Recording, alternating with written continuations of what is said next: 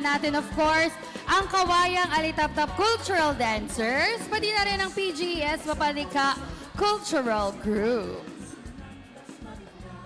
Ayan, sige mga anak, dito kayo. Yan. Dito So yung ang kalahate sa PGES. PGES, yung kalahate sa Ramona. Yun.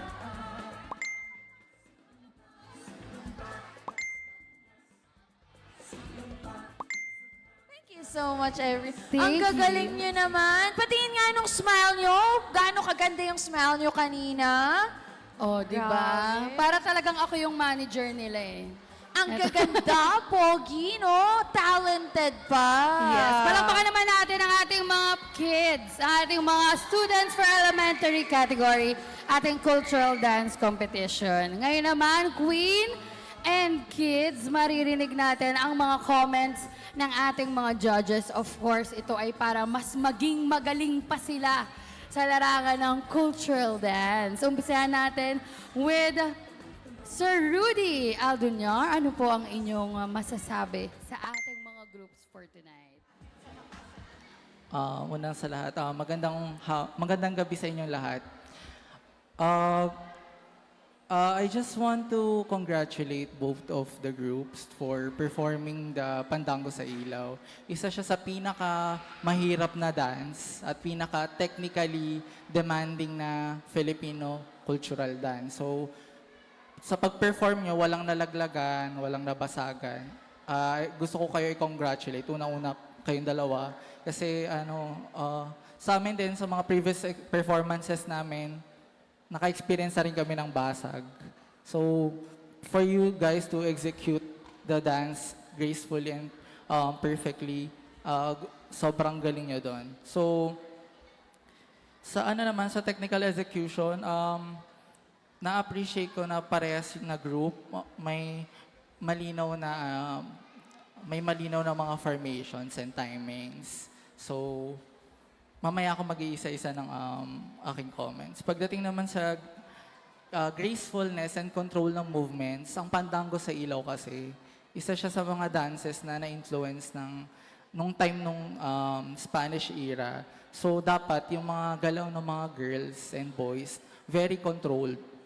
Ayun yung isa sa pinaka-inobserve ko, kung controlled ba yung galaw, kung overly executed ba siya. Si Pandango, kahit may winabalance sa basa sa ulo, kailangan graceful ka. So, in terms naman sa cultural authenticity, yung sa costumes naman, parehas naman sumunod. And gusto ko lang din i-appreciate yung group number 1 kasi gumamit sila ng tunay na kandila kasi sobrang hirap nun. Maganda sana kasi talaga pinapractice na natin as early as bata pa lang tayo. And then sa group number 1, yun nga, yung very good yung waltz nyo. Yung waltz yung first step ng Pandango. Very good yung boys and girls doon. Sa timing and formation, nandun na din. May improve pa pero nakita ko naman yung effort sa timing and formation. Tapos yung posture ng girls, nakita ko din na maganda. So, i-continue nyo lang yan. For improvement naman, in terms of gracefulness nga and control ng galaw, napansin ko lang din kasi maganda yung posture ng girls, di ba? Kaso, na-overly executed yung mga simpleng, yung reverse T position na nagkokomang na steps. Huwag nyo siya masyadong itodo. Kasi nga dapat nga graceful siya. I-observe nyo yung mga groups na nagpe-perform yan. Lahat sila dapat very graceful. So, improve pa ng girls. Tapos, sa synchronization, kasi kanina maganda yung mga timings and formations, di ba? Pero sa synchronization, sa first part maganda, pero yung sa middle pa dulo, medyo nawawala na. So, kailangan yung energy nyo and execution ng steps. Huwag kayo bibitaw hanggang dulo. Hanggang pagbaba nyo ng stage, kailangan, in character pa rin kayo. Kahit may malaglag, huwag kayong papa-apekto. may mga namatayan na candles. So isa din yun sa parang iniingatan din naming mga dancer ng Pandango. Kasi kapag namatayan ka na ng ilaw, medyo mawawala na yung sense nung sayaw. Pero gusto ko nga kayo appreciate kasi gumamit kayo ng kandila. Sa steps din ng sway balance, i-improve pa natin kasi may may steps yan sa mga Filipino cultural dances na books. So sundin lang natin yung pag-execute nung sway balance. Kasi most of the steps ng Pandango, sway balance.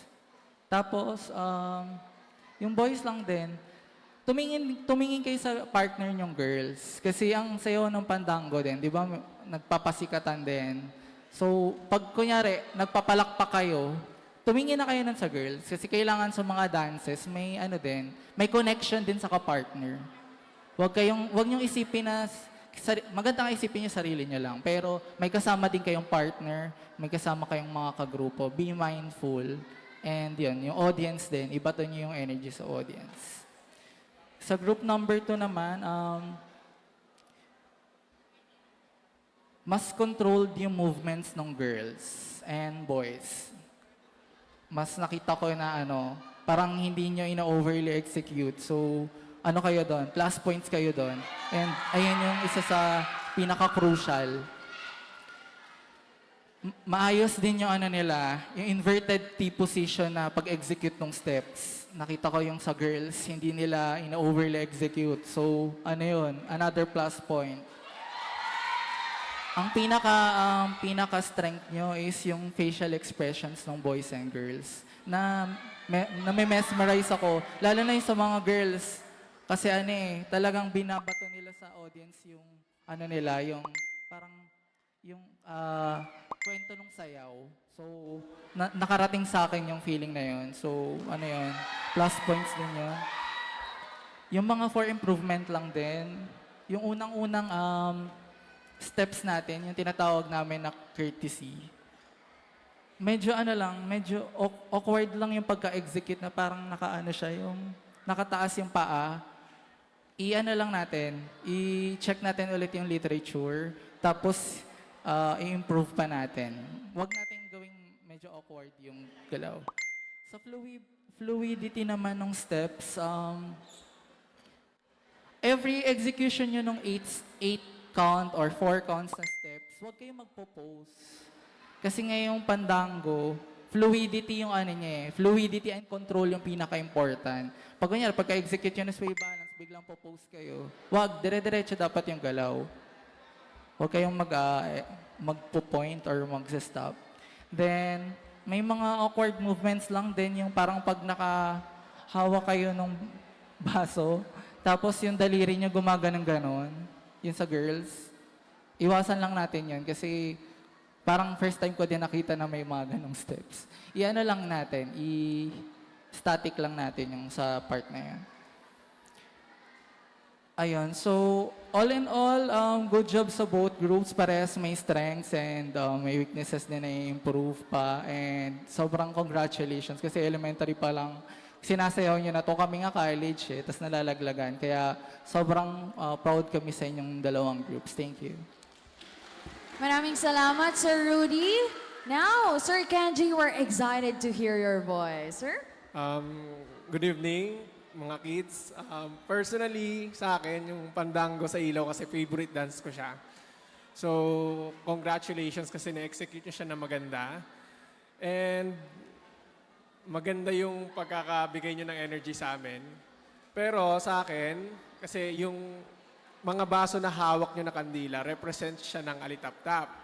So tayo, katulad ng sinabi ni Kuya Rudy nyo kanina, siguro, sa group 1, Sa group 1, ang ganda nyo kasi real kandila siya. So medyo na mas nabawasan nyo at yung energy nyo, hindi nyo masyadong tinotodo. Kasi di ba yung mga alitap-tap naman sa gabi, hindi siya maligalig, hindi siya masyadong bouncy.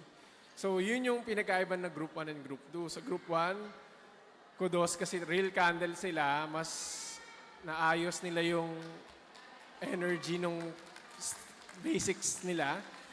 Pero may mga corrections silang kailangan na gawin lang sa formation. So yung formation ng Group 1 kasi medyo sa umpisa okay siya.